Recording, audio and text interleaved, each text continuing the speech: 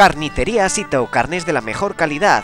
Carne de vacuno y buey, carne de cerdo, carne de ave y conejo, carne de ovino, productos elaborados, comida preparada para llevar. En Carnicería Sito nuestra finalidad es la satisfacción del cliente. Excelentes ganaderías de Cantabria. Carnicería Sito, Avenida de Solvay, número 80 en Barreda, Torrelavega. Teléfono 942 89 26 49. Nuevo Cosechero, en la calle Argumosa, desayunos, meriendas variadas, tartas caseras, gofres y tortitas, raciones y picoteo, ricas tostas y sartenes también para celíacos. Se prepara para llevar, menús para grupos. Nuevo Cosechero, en la calle Argumosa número 4 en Torrelavega, teléfono 942 14 14 90. Restaurante Yanda, en Tagle, Suances, carretera general número 7. Cocina casera, raciones, picoteo. Ven a degustar nuestros deliciosos callos caseros y menú del día. Disfruta de los diferentes ambientes y nuestra amplia terraza. Comidas para grupos, fiestas y celebraciones. Restaurante Yanda, en la carretera general número 7, Santillana, Suances, en Tagle. Teléfono 942 810426. Pescadería Nacho, toda una vida dedicada al servicio de nuestros clientes. Pescados y mariscos directamente de la mar a su mesa. Profesionales para dar el mejor servicio. Reparto a domicilio para restaurantes. Llámenos al 942 88 30 80 o acércate a nuestro establecimiento en la Plaza de Abastos de Torrelavega.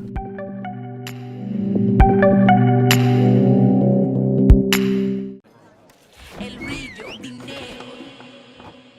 Tú sabes que lo tengo está caliente. En la calle con mi gente estoy candente. En la noche yo no duermo, dale prende, prende. Yo soy la patrona, la presidente. La presidente, la presidente. La presidente.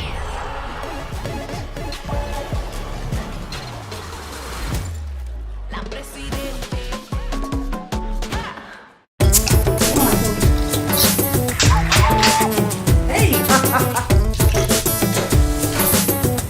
Aunque echamos de menos tomarnos algo en nuestro bar favorito, con el toque perfecto de nuestros camareros, ahora es el momento de tomártela en casa, a tu manera, imperfectamente perfecta.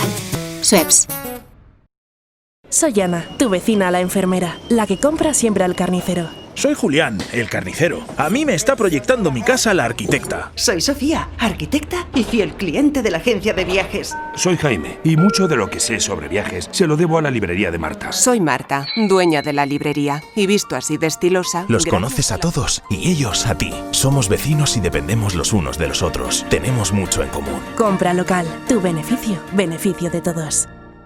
Consejería de Innovación, Industria, Transporte y Comercio. Gobierno de Cantabria.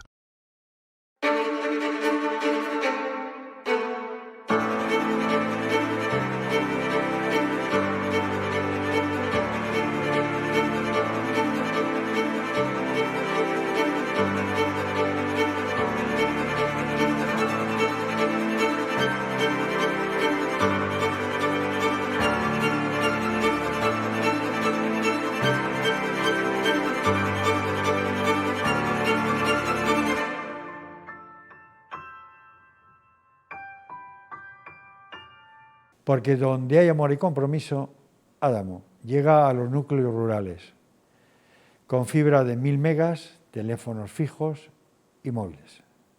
¿Vas a arriesgar la tranquilidad del hogar por unos tristes 100 megas? Multiplica por 10 y pasa a los 1000 megas. Disfruta de tus películas, teletrabaja y conecta con toda tu familia con Adamo. Queremos enamorarte con la fibra más rápida a solo 36 euros. Y si llamas ahora solo pagas la mitad. Adamo.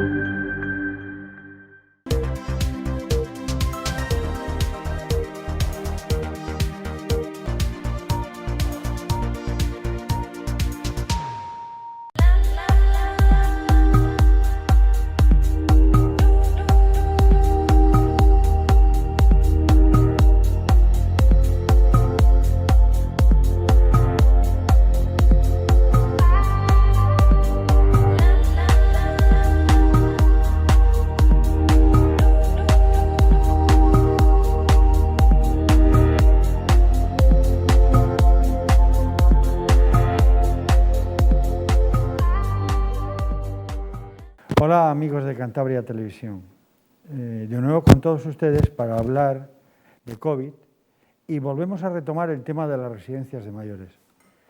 De las residencias de mayores hemos hablado en 2 ocasiones más.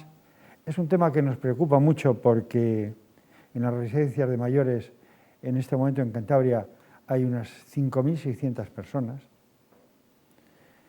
lo cual es una cantidad importante. En este momento hay más de 100 personas con COVID y creo que es un tema preocupante. Nos acompaña hoy en el plató Alberto Aragón, que es el director del Centro de Día de la Residencia Alborada, Julia Gurruchaga, que es la directora ejecutiva de Promayores, de Promayoren y vicepresidenta de la FED, y Juan José Lázaro, que es el director de la Residencia San Francisco de Reynosa y vicepresidente de Lares. Son 3 personas muy autorizadas, con los 3 hemos mantenido diferentes conversaciones. Son gente que sabe muy bien de lo que habla, que está en primera línea, y bueno, yo que vengo tratándoles un tiempo, puedo decir que se les nota cansados, fatigados y, si quieren, hasta un poco desbordados por esto, porque además seguimos como al principio, tenemos más dudas que certezas. Vamos dando bandazos. La respuesta sociosanitaria no siempre llega a tiempo, a veces a destiempo, y a veces de manera imprevista. No sabemos muy bien qué es lo que está pasando, pero yo creo que mejor que nadie, ellos, para que nos digan cuál es la situación. Vamos a empezar por Juan José, porque él representa aquí a Lares, que tiene numerosas residencias en Cantabria. Juan José, ¿cómo era la situación del COVID en la primera fase? ¿Cómo la terminamos? Bueno, la situación es la que ya comentamos en su momento, nos pilla a todos por sorpresa, tanto a entidades públicas como a centros privados. Sí es verdad que son centros, los nuestros, los de todo el sector de la dependencia, que ya estaban sujetos a una serie de normativa, a una serie de previsiones de que podía no pasar lo que pasó, sino otro tipo de circunstancias. Entonces nos toca el trabajo durante la primera ola de adaptar todos esos procedimientos, todos esos protocolos a esta nueva situación. Esa nueva situación nos desborda a todos, además se suma al desconcierto que yo creo que a nivel nacional, por parte de toda la sociedad, tenemos sobre el famoso coronavirus, en el que no sabes qué más hacer para poder dar respuesta a lo que te está viniendo encima y bueno, pues terminamos superando ese primer pico. Y bueno, pues con ese mensaje de la necesidad de la oportunidad, mejor dicho, que te generan las crisis para hacer las cosas de un modo diferente, porque sí que nos hemos dado cuenta de que había una serie de fallos dentro del sistema que eran mejorables. Probablemente por parte del sector, por supuesto que sí, pero también por parte de la administración. Y así es como terminamos esa primera ola. Muy bien, Julia. Yo recuerdo de haber hablado contigo en una de tus residencias. Bueno, antes que nada agradecerte que estés hoy aquí porque tenías otros compromisos que has dejado por poderte dirigir a nuestra gente. Y yo recuerdo haber estado con Julia en una de sus residencias en un momento crítico y bueno, me admiró mucho el trabajo que allí se estaba haciendo, la dedicación de todo el mundo, porque fue en un momento realmente difícil. Y Julia en aquella época estaba realmente mal. ¿Qué tal estás ahora, Julia? Bien, bien. ¿Mejorada? Hombre, a ver, tampoco hemos llegado a estar nunca mal. Lo que pasa es que es verdad que la situación del COVID ha supuesto un esfuerzo muy fuerte y a día de hoy continúa necesitando de mucha fuerza para sacarla adelante. Sí, yo me refería a eso, no a que la situación en general, sino la situación que estabais viviendo, que requería mucho esfuerzo, mucha presencia, mucha dedicación y demás. Pero todas las carencias que en aquella época, en aquellos primeros días teníamos, que no teníamos equipos, que no teníamos EPIs, que no teníamos protocolos, ¿cómo ha evolucionado eso en el tiempo? A ver, el asunto, Ramón, es que esto ha sido como si el coronavirus nos atropellara. En el momento en el que necesitábamos equipos de protección individual porque teníamos el virus dentro de los centros, no había equipos de protección individual, no estaba el mercado absolutamente desabastecido, fue muy difícil lidiar con aquella situación. Los centros que tuvimos contagios sufrimos realmente muchísimos, tuvimos fallecimientos, etc. Y cuando esa fase terminó y cuando empezamos a tener equipos y cuando reasignamos toda la actividad en los centros y dispusimos de forma que se pudiese atender a los mayores realizando cohortes y tratando de si tenías un caso, intentar que se infectara la menor gente posible, entonces empezó la desescalada. Y cuando empezó la desescalada tuvimos que empezar a poner en marcha la gestión de las visitas, que requiere muchísimos más cuidados que la gestión de las visitas que se hacía anteriormente, lo mismo que la gestión de las salidas. Y ahora que ya estábamos empezando a dominar el tema de las visitas y las salidas, de repente nos ha cogido la segunda ola. Y entonces, en plena segunda ola, lo que sorprende magníficamente es que entiendo que desde el sector nos parecía que, habiendo vivido una primera ola, la Administración iba a estar mejor preparada para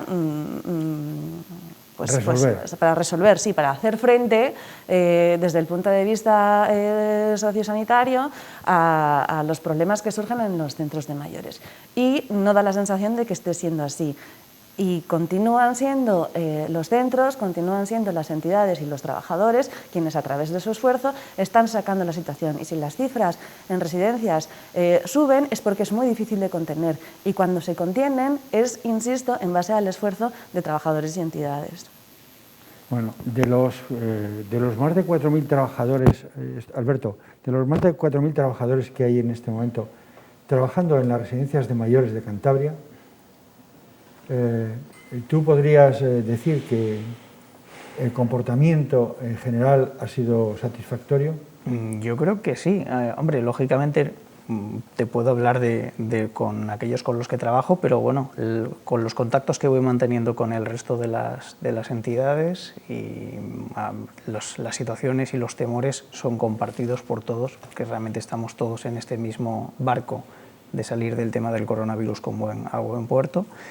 Yo creo que hay un esfuerzo muy grande por parte de todos, desde las limpiadoras, las auxiliares, el personal de enfermería. No estamos hablando solamente de los gerentes de los centros o de los directores, estamos hablando desde la persona con el puesto quizás de contacto más indirecto con los ancianos como el que está más tiempo con ellos.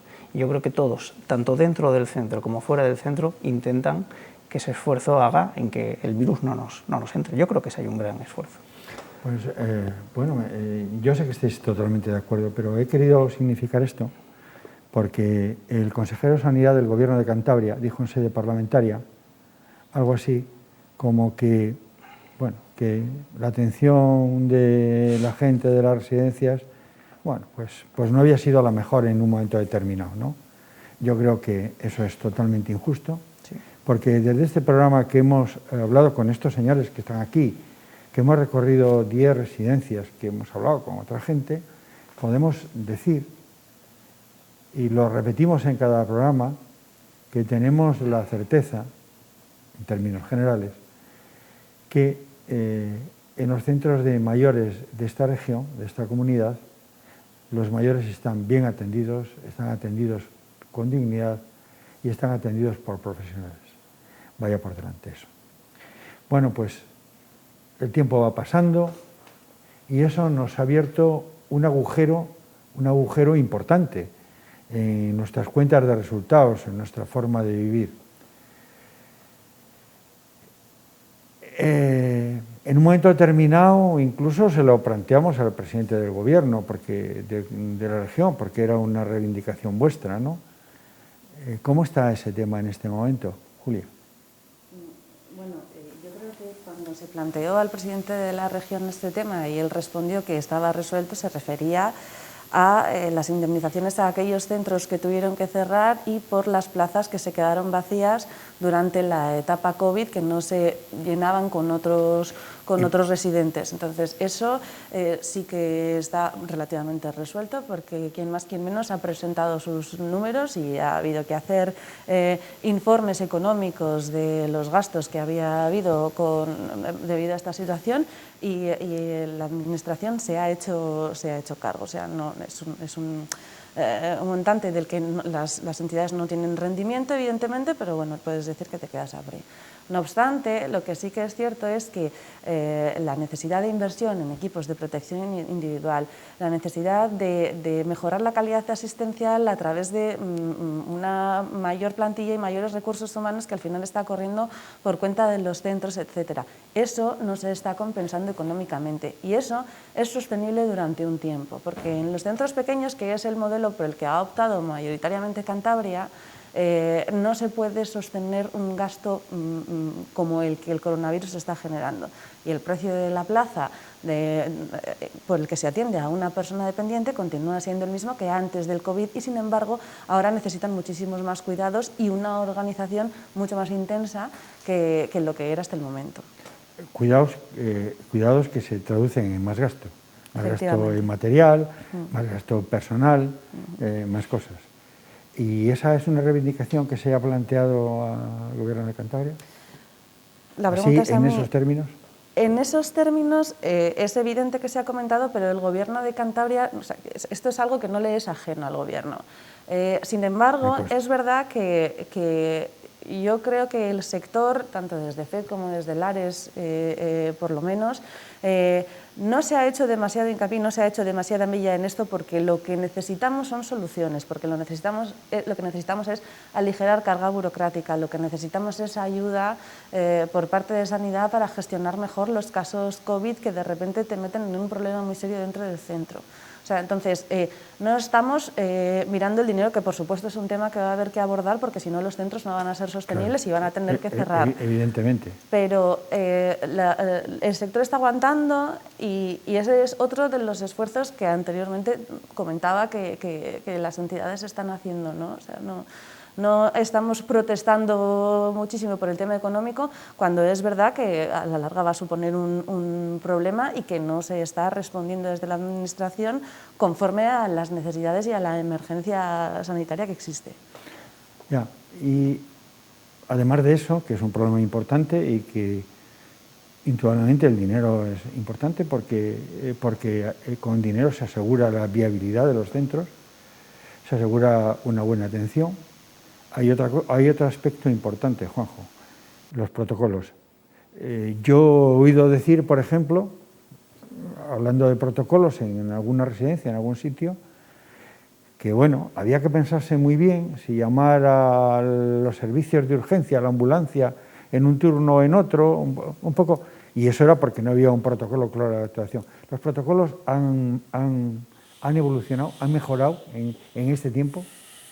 Bueno, ya he dicho antes que la primera ola lo que demuestra es que efectivamente hay una falta de coordinación sociosanitaria, que hay que atender lo primero, y un poco por incidir en lo que acaba de mencionar Julia, que hay que incidir lo primero en que hay cosas que son prioritarias sobre otras, que existe una preocupación tremenda sobre el apartado económico, por supuesto, pero hay otras que son todavía mucho más importantes porque por la inmediatez en la resolución de las cuestiones, que son los protocolos.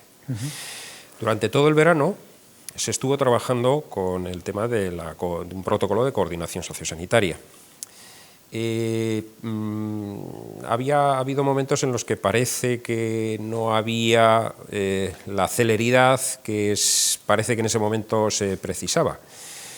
No tanto porque nadie era adivino de que iba a venir una segunda ola, sino porque los propios técnicos, los propios expertos ya avanzaban de que no va a haber una segunda ola, que va a haber incluso más de una segunda ola, ¿no? Entonces, era apremiante el llegar a ese tipo de acuerdos, ese tipo de procedimientos. Y hete aquí que después de mucho trabajar, efectivamente, llega el famoso protocolo. Y está bastante bien, mejorable, pero está bastante bien. Ahora solo queda una parte que parece que es la menos voluminosa, pero resulta que es la más importante, y es el cómo se lleva a cabo. El protocolo existe, pero no todos los profesionales tienen el conocimiento del mismo, y casi me estoy refiriendo más, y con perdón, porque es la parte más importante desde el aparato sanitario. Depende de con quién des. De hecho, nosotros cuando mantenemos reuniones, a eso me estaba refiriendo, ponemos encima de la mesa casos, y estamos hablando ya de casos puntuales, y tú cómo lo tienes, y tú cómo lo tienes, y tú dices, pues yo bien, ¿y por qué si tú lo tienes bien, por qué yo no lo tengo bien, si estamos trabajando con el mismo procedimiento? Pues porque cae en manos de una persona que lo interpreta de una manera y otra persona que lo interpreta de otra. Ahí yo creo que Sanidad sí debería de hacer un esfuerzo importante en pedirles un poquito más, que se les ha pedido muchísimo, y han dado muchísimo, y hay poco que añadir a esos merecidos aplausos que todos dábamos desde nuestros balcones. Pero sí que es muy importante para nosotros el que esa coordinación sea real, no solamente plasmada en un documento. Ya, claro, es que hay una cosa que es muy importante. Durante toda esta crisis hemos tenido, yo creo que una estupenda respuesta por parte de los profesionales que trabajáis en este medio. Yo creo que ha habido una estupenda respuesta pues por la parte social, pero no tanto por la parte sanitaria. Y no me refiero a los médicos, a las enfermeras, a la gente que les atiende tanto en el día a día, sino en hacer que todo ese engranaje funcione. Es decir, porque hay cosas que evidentemente no han funcionado. A lo mejor porque no se sabía, a lo mejor porque... Pero eso sí que es manifiestamente mejorable. Sobre todo la parte sanitaria es manifiestamente mejorable. Porque ahora tenemos un problema, y es en los ambulatorios normales, ya no hablamos de los centros de mayores, cómo la gente que aún mayor, ¿cómo haces tú que no le vea al médico, que no esté con el médico, que no tenga eso?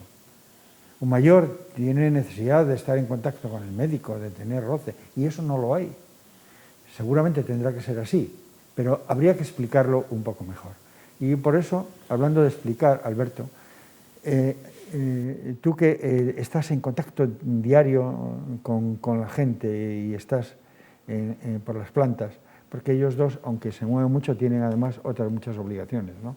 Pero tú que convives un poco más, los residentes, ¿cómo entienden esto y cómo lo entienden las familias? Bueno, en general, la actitud hablando de las familias, podríamos decir que es bastante colaborativa, a grandes rasgos, por lo menos en nuestro caso. Entienden pues todas las restricciones que tenemos con el tema de visitas, que además tengamos una cosa muy clara. Muchas de las medidas que se han tomado dependen, lo corroborarán los compañeros, depende totalmente de la buena voluntad y de la colaboración de las familias. Se ha hecho mucho hincapié quizás en la diferencia de los verbos entre en lo que hay que hacer y lo que es recomendable hacer, ¿no?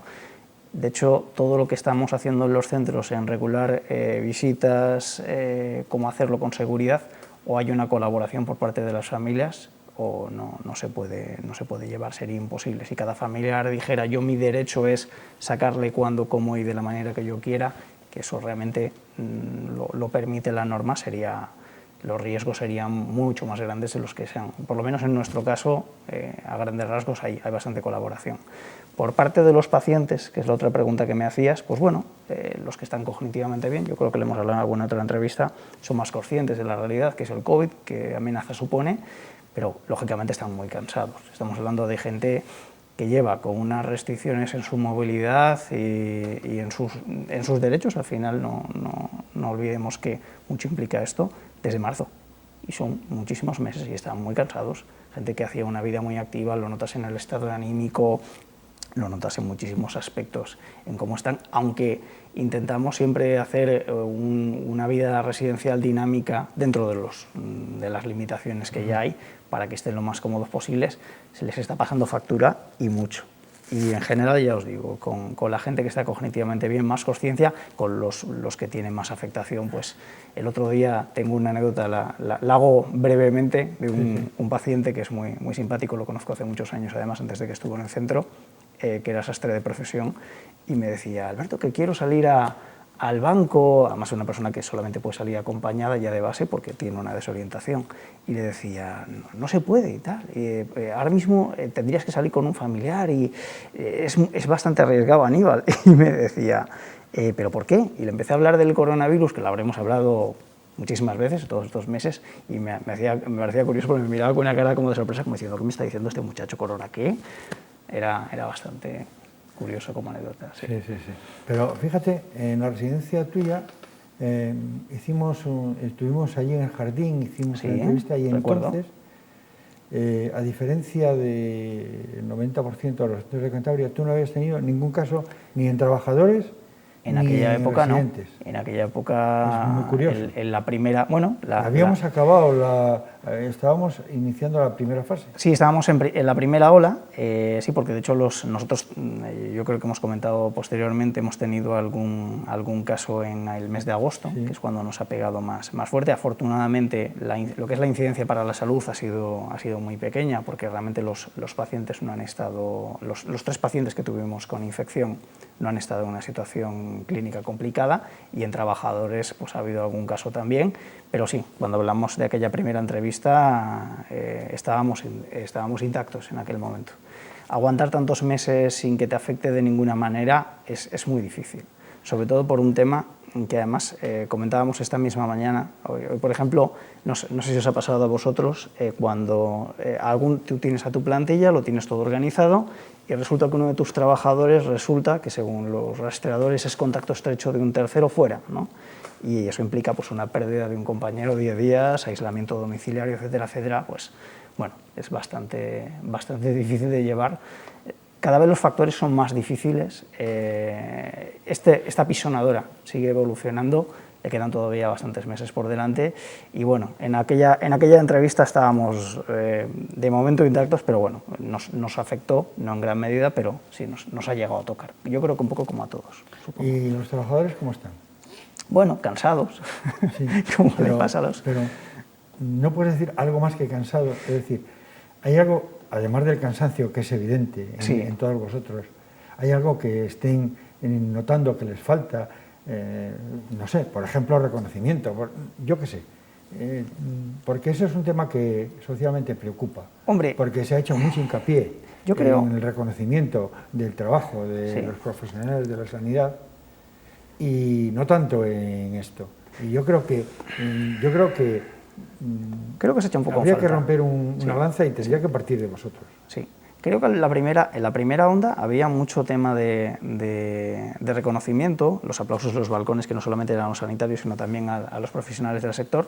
Quizás, como todo lo malo, uno se acostumbra, ya han pasado tantos meses, que ahora quizás ese reconocimiento se ha empezado a echar un poco en falta. Ya no hay... Hemos vuelto un poquitín en la dinámica habitual, al reproche diario, que le teníamos un poco perdido. No sé si os pasará a vosotros también.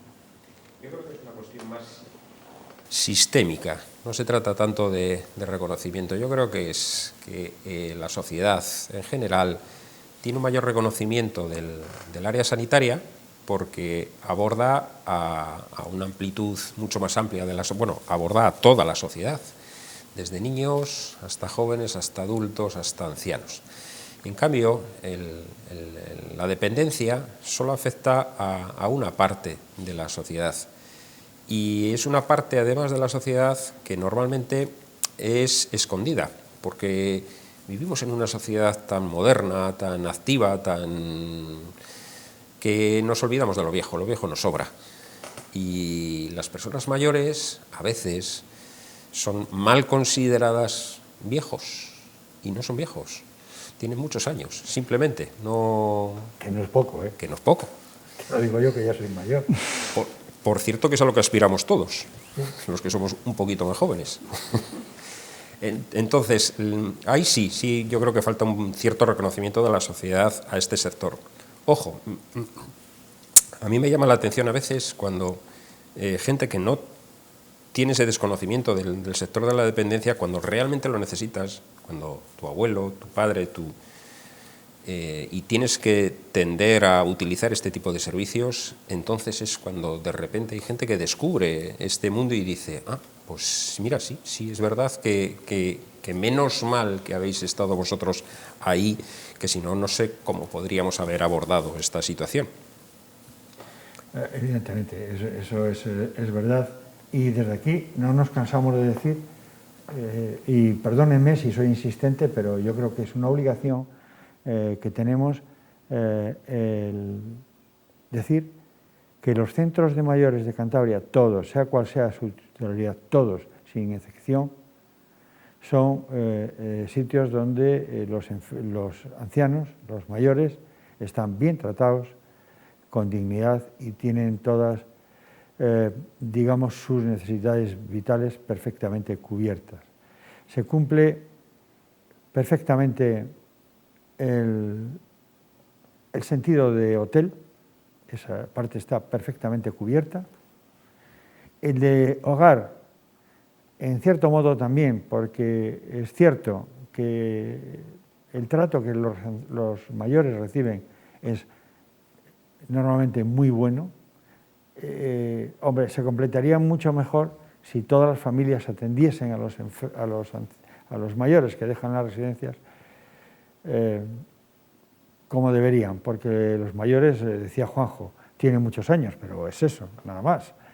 Y pues tienen capacidades, tienen necesidades afectivas muy importantes. Me decía un hombre que lleva muchos años trabajando desde el punto de vista médico, psiquiátrico, con gente mayor, el doctor Trigueros, que bueno, pues la gente va y acude a él y le dice, bueno, ¿a usted qué le pasa?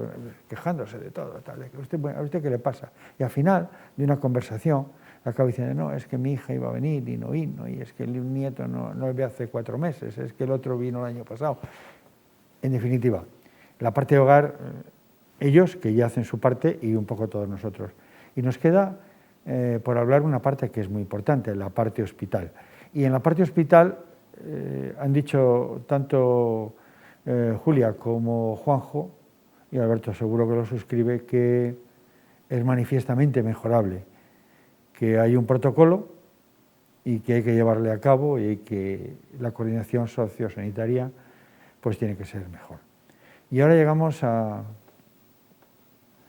hemos llegado pasado septiembre y nos viene una ola. Y en este momento tenemos en las residencias de Cantabria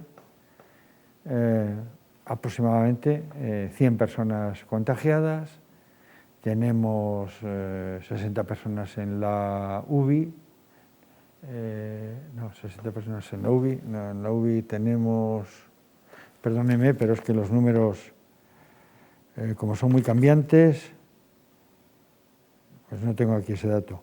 Bueno, en Cantabria hemos llegado a tener, yo creo que ayer, 471 casos por 100.000 habitantes, lo que supone un 17% de infectados y de esos un 28% están en la UCI. Son cifras que ya empiezan a ser preocupantes. Juanjo, ¿cuál es la situación en este momento en las residencias? Se puede hacer un análisis de los datos y sí que es verdad que se aprecia al menos el impacto, centrándonos en el aspecto residencial, que bueno, pues, se concentra básicamente en centros donde sabemos que donde entra, de un análisis de la situación donde entra, termina barriendo. A veces es inevitable, quiero decir, por mucho que compartimentes tus centros, por muchas medidas que puedas llegar a adoptar, parece ser, toco madera, que cuando entra con dureza, pues es muy difícil de controlar. Y de hecho los datos actualmente, miraba antes de venir los datos de hoy mismo, y veía que 4 centros residenciales de Cantabria acumulan el 80% de los casos. Cierto. Eso significa pues eso, que la incidencia se focaliza mucho allí donde entra. A veces es de una manera incontrolable, ¿no?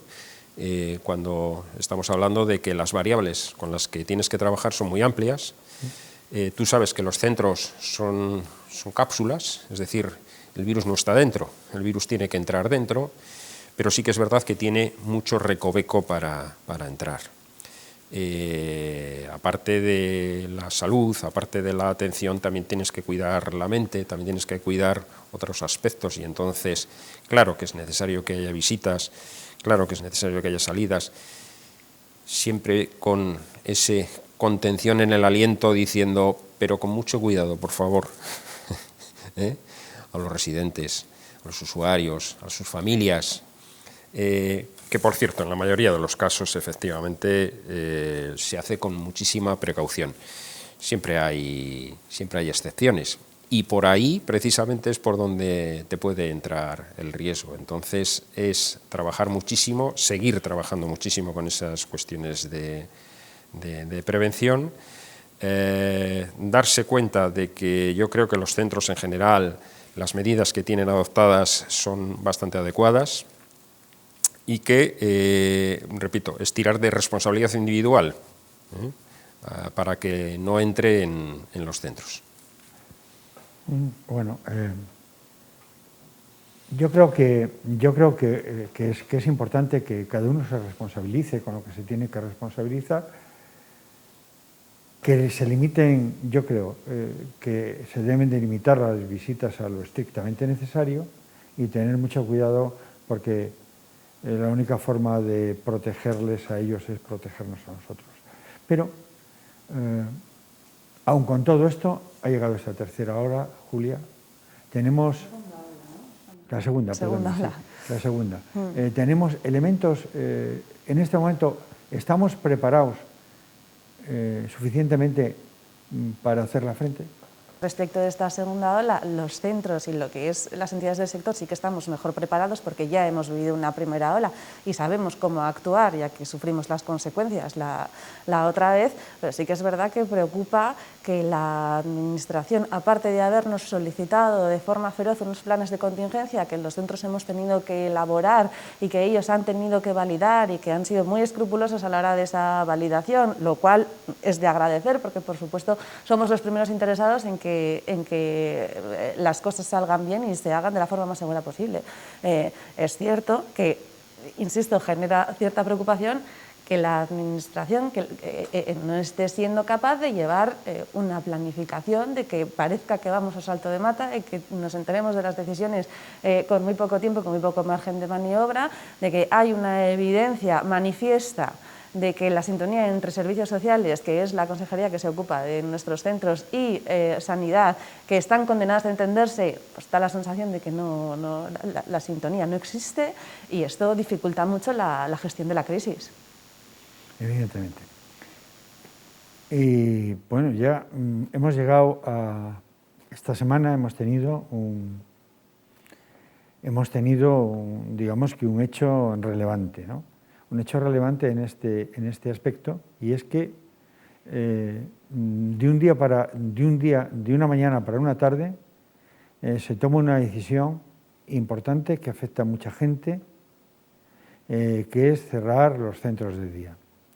¿Cómo recibisteis esa noticia, Julia? Pues francamente recibimos la noticia con estupor, porque nos enteramos un viernes a las 6 de la tarde de que los centros de día dejaban de abrir, y esto para algunos centros significaba que al día siguiente ya no iban a poder acoger los usuarios que tenían previsto acudir esa mañana. Por lo tanto, había que avisar a todas las familias, no había margen de maniobra. Siempre hay familias a las que no consigues localizar, que han sabido el mismo sábado por la mañana, cuando han enviado al usuario al centro, que ese día no iba a haber haber servicio, pues lo que creó entre las familias de disgusto, de angustia por tener que planificarse de un día para otro y de tener que pensar y de no comprender a qué obedecía, ¿no?, esta decisión, porque la incidencia al final en los centros de día del COVID está siendo mínima.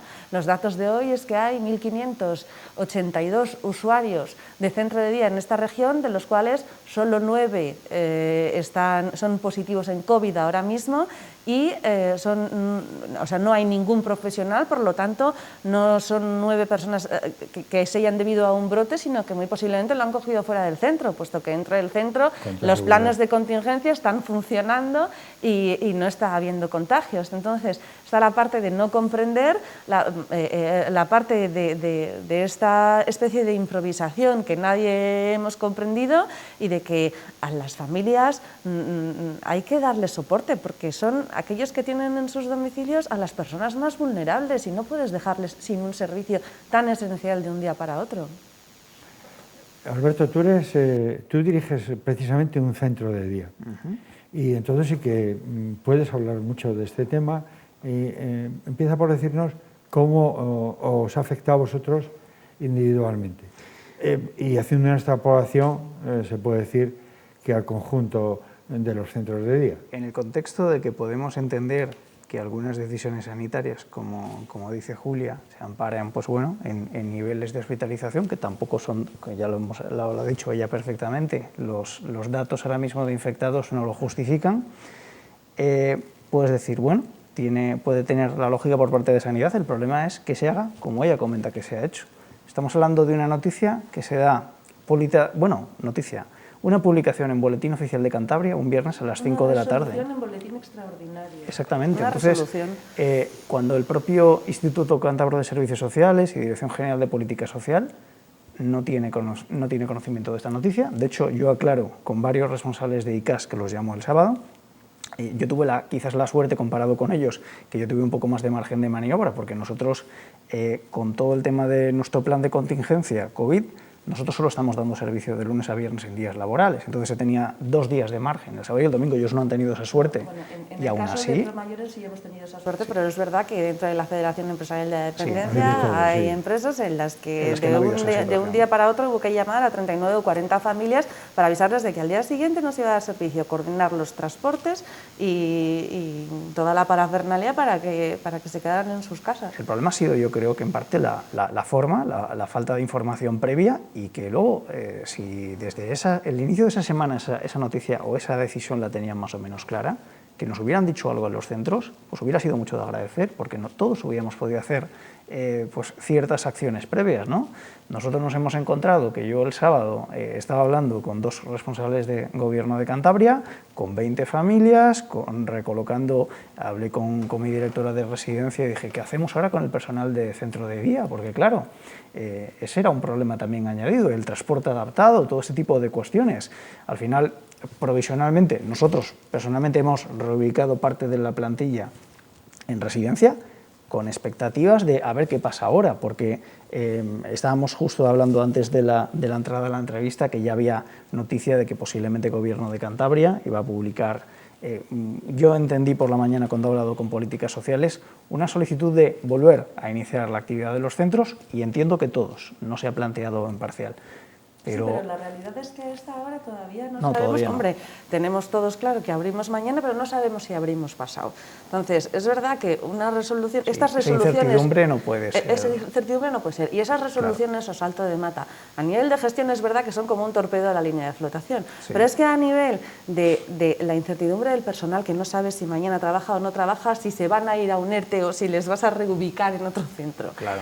A nivel de los usuarios que se desorientan, que no saben si hoy van, si mañana vienen, que además al final las familias se acaban tirando de otras personas que entran en el domicilio, que ponen en riesgo de COVID a los usuarios. Y aumentan los riesgos que se pretende que se reduzcan con el cierre de los centros. Y además suelen ser en el 90% de los casos cuidados no profesionalizados. Muchas veces. Muchas veces. Y luego las propias familias que cuentan con un servicio que les garantiza pues la recreación de su familiar durante todo el día, dinero, el cuidado de un familiar durante una serie de horas llevado a cabo por profesionales y que de repente de un día para otro ya no cuentan con él. Yo creo que aquí en este aspecto, retomando lo que comenta Julia, yo por lo menos la sensación, no sé si la compartiréis vosotros dos, es de improvisación por parte de Sanidad. Yo creo que lo habíamos vivido en otras carnes, no las propias. Bueno, en mi caso, que nosotros no llevamos el tema de menores con educación, la semana anterior con la situación de primero suspendo las vacaciones, luego sí, luego no, luego tenemos la huelga. Esa sensación de hoy tomo una decisión y mañana la otra, pues genera mucha incertidumbre, pero por lo menos en el caso de educación tuvieron la deferencia de que el presidente regional comunicó esa decisión a los medios. A nosotros no tuvimos esa opción. Un viernes a las 6 de la tarde no es la mejor manera de hacerlo y comunicándolo en boletín oficial además. Está claro que el aspecto sanitario debe de primar sobre cualquier otro. Vale. Teniendo claro ya ese aspecto, ahora vamos a la segunda parte. Yo creo que es una cuestión de falta de cortesía, porque son decisiones que tienen que estar muy estudiadas por una serie de expertos y son decisiones que no se toman en 5 minutos. No se toman, si sale publicado a las 6:30 de la tarde, no se ha tomado a las 6 de la tarde. Y si no se ha tomado a las 6 de la tarde, tiene que haber un margen y más, efectivamente, entre consejerías para que a su vez al sector se le traslade con una cierta, una mínima antelación. Son medidas que es verdad, ahí sí tiene razón el señor consejero de Sanidad diciendo, estaban previstas, es cierto, pero no se sabía cuándo se iban a aplicar. ¿A vosotros os habían dicho que eso podría ocurrir? No, eso está establecido en un boletín oficial de Cantabria de finales de octubre, del 25, ¿Y hay algún me parece parámetro que mida eso? En el que dice que si Cantabria adquiere un nivel de riesgo X, sí, se aplican una serie de medidas. Ya. Es decir, ¿estaba previsto? Sí. Sí, pero déjame para que la gente comprenda esto mejor. Eso estaba previsto, que podía ocurrir y tal. Pero ¿cuál es el parámetro específico que mide eso? Porque fíjate, estabais comentando antes, y habéis comentado ahora en la sala, que estáis a la espera de una resolución por la que se vuelven a abrir los centros de día. De la Dirección General de Política Social. Sí, perdón, de la Consejería de Empleo y Política Social, no de Sanidad. Sí, sí, vale. Pero esta gente, la Dirección General, Julio Soto, tendrá que tener un respaldo de Sanidad para poder abrir. ¿Qué parámetros han cambiado desde el viernes que se hizo a hoy? Ninguno. Eso es lo que nos encantaría saber. Claro, eso es lo que la gente tiene que saber, que no tenemos un criterio claro. Perdona, yo supongo que ellos tendrán las cosas claras para hacer lo que hacen, pero ¿por qué no nos lo dicen? Pero perdóname, Ramón, es que a mí me parece muchísimo suponer, y yo lamento, Juanjo, tenerte que llevar la contraria, pero cuando dice Juanjo, es una cuestión de cortesía, a mí es que me parece una cuestión de responsabilidad, sí, porque de esto dependen muchísimas familias y dependemos muchísimas entidades que damos trabajo a muchísimos trabajadores. El impacto ha sido muy grande. El impacto ha sido muy grande. Este fin de semana ha sido un infierno para el sector. Ha sido muy duro para todos. Entonces, queremos entender, y también es mucho suponer, que no han tomado la decisión a las 6 de la tarde y la han publicado a las 6:30. Bien, entonces, ¿por qué no han avisado primero? Porque de eso, o sea, de poner rápido las medidas en marcha se trata, porque a la política, además, hay que venir aprendido, la política no está para ensayar. Cuando tenemos funcionarios, tenemos políticos y confiamos en ellos nuestras vidas y nuestras rutinas, es para que solucionen las cosas de la mejor forma posible. Y lo que es cierto es que aquí se ha puesto en evidencia que las cosas son sustancialmente mejorables en todo lo que se refiere a sanidad para con los centros de mayores. O sea, en la coordinación sanitaria, en la gestión de la crisis del coronavirus, en la gestión farmacéutica, en múltiples cosas que además el sector ya iba reivindicando mucho tiempo y que con la crisis del coronavirus se han puesto de manifiesto. Pues además hoy yo creo que estamos aquí también todos con cierta indignación, ¿no? Porque al final nosotros elaboramos una serie de planes de contingencia que llevamos a rajatabla, pasamos las inspecciones todos de manera favorable y tal, y ves cómo en la administración parece que los plazos no importan, que son las entidades quienes tienen que seguir cargando con todo, y da la sensación de falta de criterio, falta de responsabilidad y de cierta improvisación. Hemos estado cerrados 2 días, 3 días. No sabemos si por fin políticas sociales va a resolver, si Sanidad va a dar el visto bueno a que políticas sociales resuelva. Que esa es otra cuestión. Que podemos volver a abrir, y para todo esto la gente con preocupación en sus casas, llamando a los centros y sin posibilidad de organizarse o planificarse. Claro, fíjate que yo... es que no tiene un pase. Antes, cuando reformulaba la pregunta, decía, bueno, está bien, pero ¿cuál ha sido el criterio o qué ha cambiado del criterio del viernes sanitariamente? Que se cerraron a hoy. Ninguno. No, ¿Ha empeorado? Bueno, hay criterios técnicos, sí hay criterios técnicos establecidos. A ver, ¿y cómo se abre ahora si ha empeorado? Los datos, objetivamente, de ayer son peores que los del viernes pasado. No, lo que pasa es que en esa resolución de octubre, de finales de octubre, ya establece también que aparte de que se establezca, perdón, en la de octubre no lo sé ahora mismo, la que es la resolución del viernes, en esa resolución sí que dice que a criterio de políticas sociales... Sí, es la primera vez que yo creo que figura. Sí, sí. Establece... Pero, vamos a ver, pero es que políticas sociales no cerró. No. Políticas, sí que es verdad que en la resolución del viernes Sanidad abre la vía de que política social, considerando que sean situaciones de emergencia o situaciones de necesidad, pues considere que los centros deben de seguir abiertos. Entonces es cuando, lo que pasa es que claro, si tú esto lo publicas un viernes a las 6 de la tarde, yo no sé qué margen, sin saberlo, la consejería, yo no sé qué margen tiene política social para actuar en ese momento y permitir que abramos ni el sábado ni el lunes. Entonces, a día de hoy nos consta que Política Social ha presentado un documento en el que explica la necesidad de mantener abiertos los centros de día por el componente social que resuelven, etcétera, y estamos a la espera de que Sanidad dé el visto bueno o no.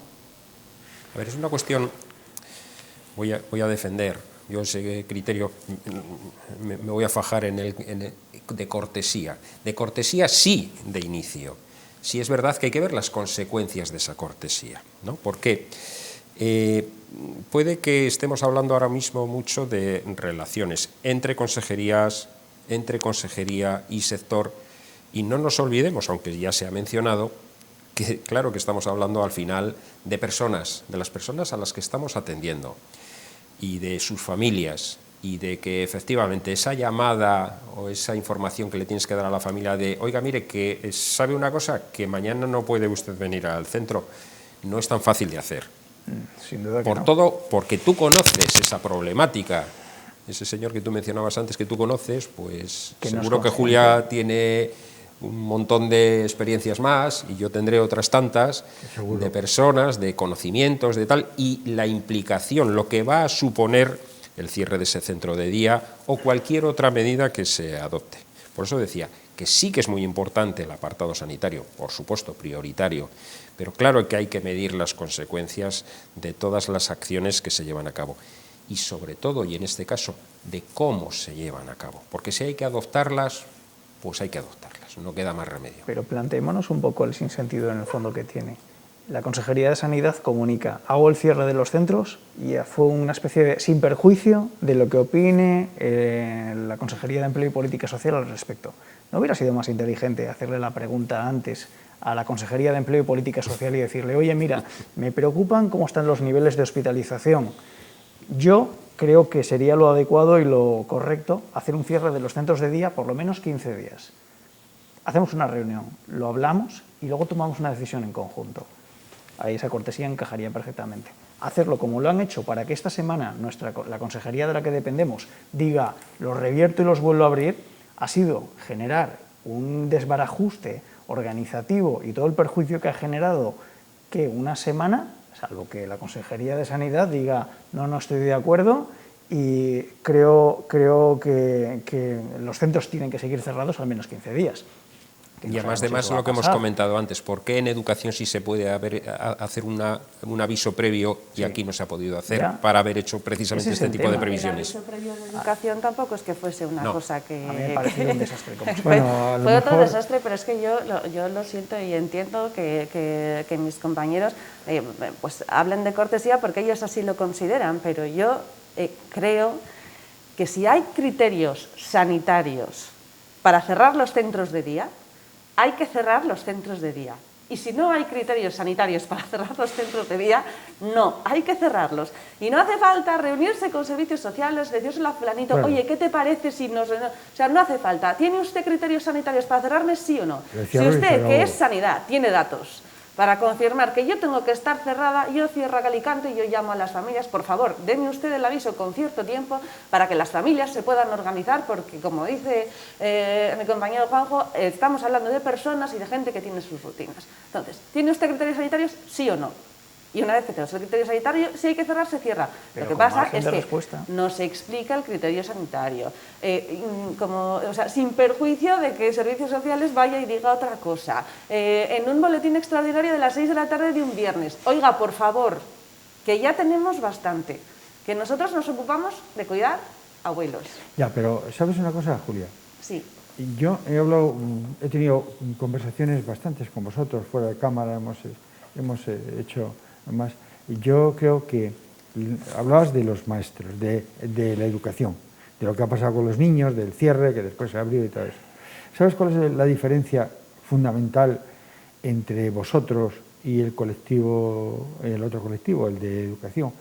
Que los maestros son reivindicativos y las familias también no son. Y dicen las cosas. Y a lo mejor vosotros... no denunciáis las cosas o no tenéis la suficiente firmeza en ocasiones, eso se percibe un poco quizás desde fuera, para plantear cosas, cuestiones previas, para que no lleguen atropellos como este, porque evidentemente estáis diciendo los tres que ha sido un auténtico atropello. Sí. Es decir, venir un viernes y decir a las 2 de la tarde y aparecer en el boletín sin que nadie os haya dicho nada, que al día siguiente no se abren, eso. Pero lo es mucho más a la vista de hoy, porque se está preparando Servicios Sociales una resolución para abrir los centros mañana o pasado sin que las condiciones sanitarias, por lo que sabemos, hayan cambiado.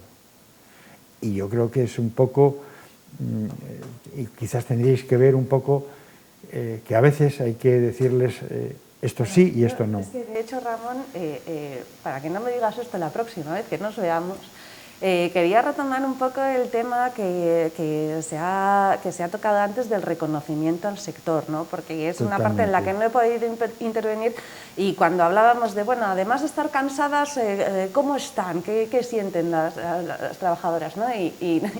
Yo pues decía, hombre, sinónimos podemos encontrar pues, sí.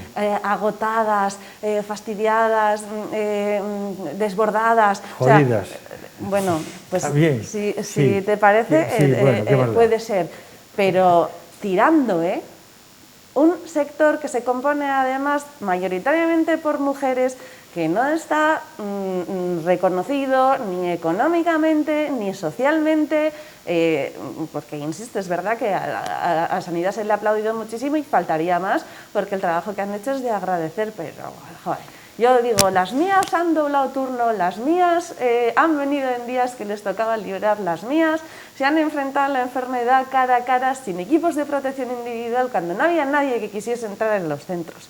Entonces, para que no me digas que no reivindicamos... Perdona, lo dice siempre. Esto, y está grabado, esto que está diciendo ahora Julia, sí. Lo dice cada vez. Por eso, entonces, bueno, será verdad que a lo mejor pero no, me refiero de cara a la administración. Sí. Es decir, decirle al señor que está allí, esto que estás haciendo es un atropello. Bueno, yo creo que las conversaciones con la Administración, que al final tenemos alguna que otra reunión y realizamos comunicaciones a través de escritos y a veces ya terminamos en la prensa diciendo las cosas y tirándonos de los pelos como hoy, pues creo que a la Administración no les ajeno todo este tema, ¿no, Ramón? Lo que pasa no puede alegar ignorancia de la situación. Efectivamente. Otra cosa son las formas en las que se puede reivindicar de una manera o de otra.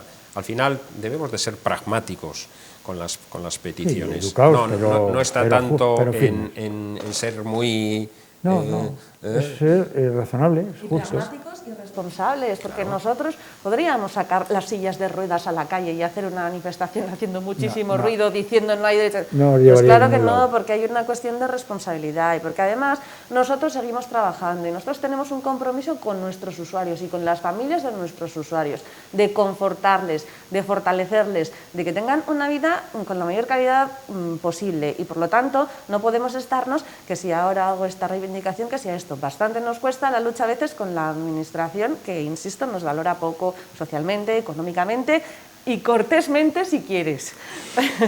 Bueno, pues la última palabra la vais a tener vosotros. Cada uno dispone de su minutillo para decir lo que considere que es importante decir. Yo quiero que las familias sigan teniendo el mensaje de seguridad que transmitís, que percibimos de vosotros, y por otro sitio también que las familias sepan un poco la verdad del momento que estamos viviendo. Alberto. Vale. Por mi parte, yo decirle a las familias que sigan confiando, que como verán, en todo el sector, y aquí somos 3 representantes de 3 sitios diferentes, vamos todos en la misma sintonía. Nos tomamos muy en serio el tema del coronavirus, de los riesgos de contagio. Vamos a intentar poner todo de nuestra parte para lograr paliar que no nos entren en los centros, en la medida de lo humanamente posible. Y, hombre, lo que comentan mis compañeros, vamos a agradecer mucho si la Administración nos tiene más en cuenta, nos respeta más y este tipo de decisiones se las piensa más antes de tomarlas. Sería de agradecer bastante. El desbarajuste de esta semana pasada yo creo que no está justificado, mi opinión. Julia. Es que tampoco quiero parecer la radical, pero él dice que sería de agradecer y yo creo que es absolutamente exigible para las personas dependientes de la región que las personas responsables de gestionar esta crisis lo hagan con cierto criterio y con responsabilidad, que es al final lo que yo he ido diciendo durante toda la charla.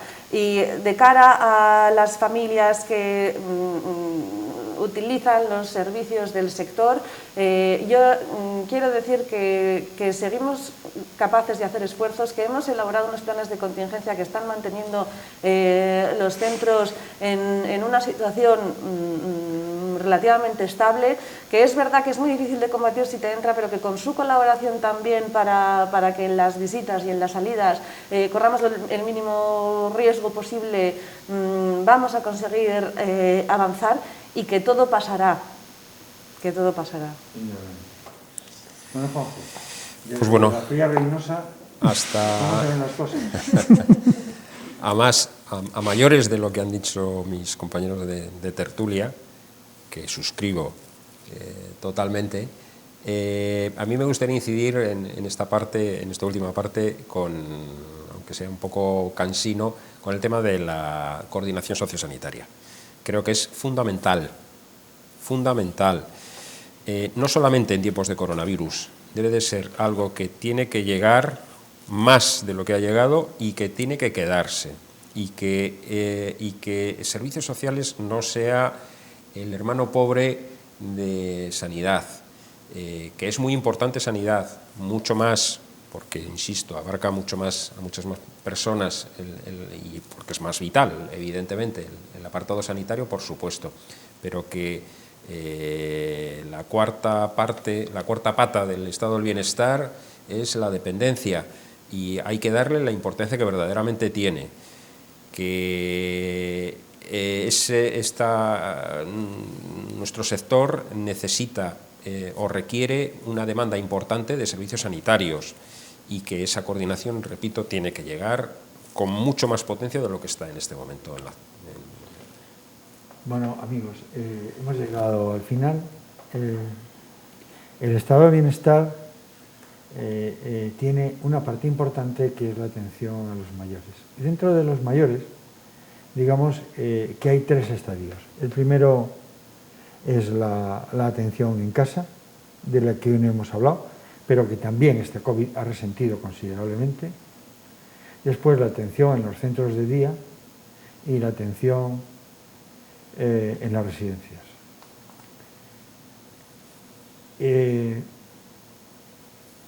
Podemos decir con toda certeza que que la atención, y perdónenme que sea tan repetitivo, pero es muy importante que este mensaje llegue a las familias. La atención en los centros de mayores, en los centros de día, incluso y también la que reciben en sus casas por parte de la gente que da, es satisfactoria y no tendremos mucho que decir. Lo único que tenemos que decir a la Administración, pedirles, es más medios, una dotación de más medios, unos protocolos sociosanitarios realistas y actualizados y que se cumplan. Y sobre todo, que se cuiden mucho, porque cuidándose cuidarán a los demás. Gracias.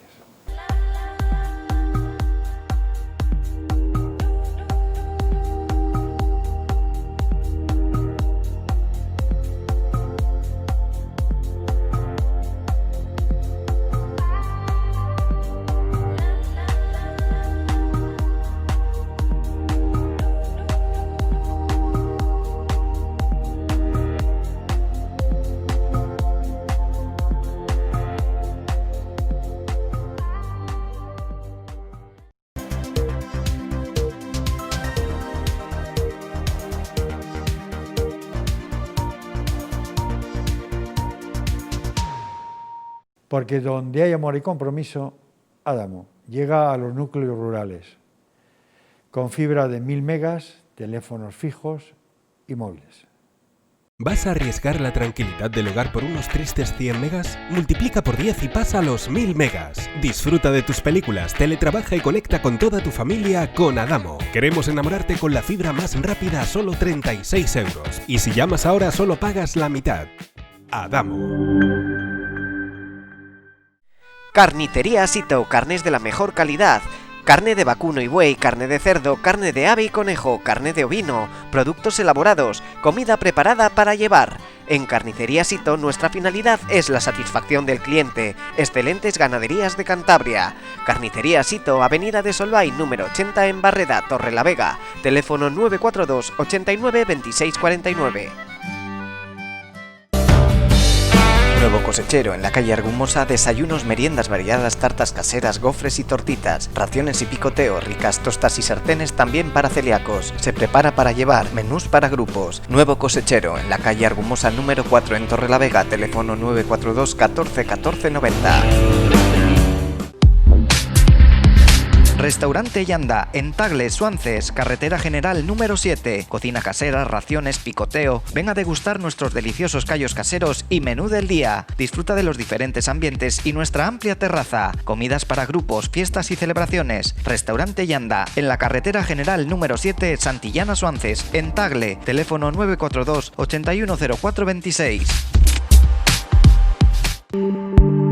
Pescadería Nacho, toda una vida dedicada al servicio de nuestros clientes. Pescados y mariscos directamente de la mar a su mesa. Profesionales para dar el mejor servicio. Reparto a domicilio para restaurantes. Llámenos al 942 88 30 80 o acércate a nuestro establecimiento en la Plaza de Abastos de Torrelavega.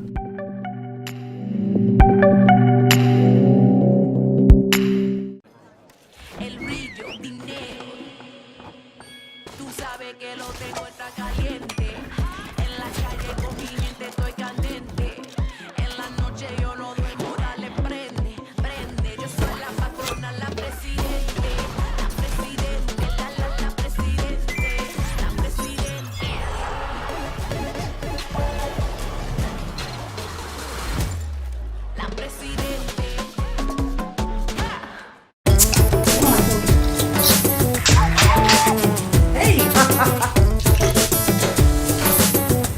Aunque echamos de menos tomarnos algo en nuestro bar favorito, con el toque perfecto de nuestros camareros, ahora es el momento de tomártela en casa, a tu manera, imperfectamente perfecta.